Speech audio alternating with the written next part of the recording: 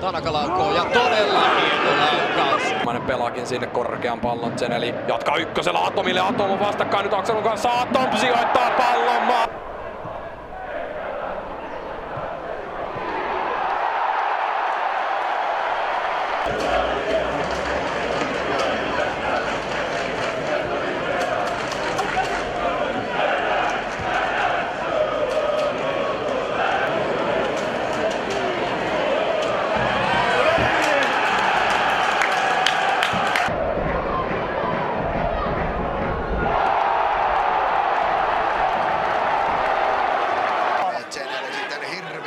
Juoksussa kääntää Atom ja Atom on läpi ja vetää tolpa. Sinne keskuspuolustajan väliin. Sitten Atom. Onko laukauspaikka? Kyllä on. Ja siellä lepää! Atom ampuu uskomattoman kuriin.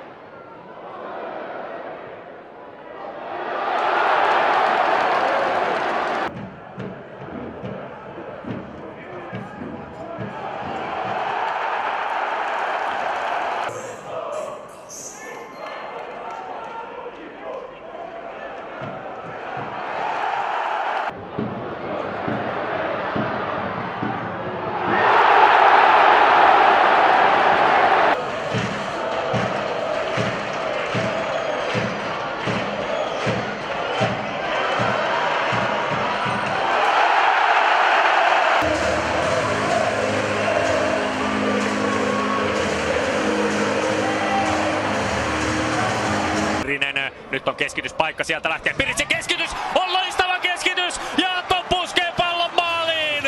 Ojiko siirtyy 2-0 johtoon ja juuri kun tässä suitustettiin Piristä, niin sieltä lähtee nappikeskitys ja Atom nikkaa pallon maaliin.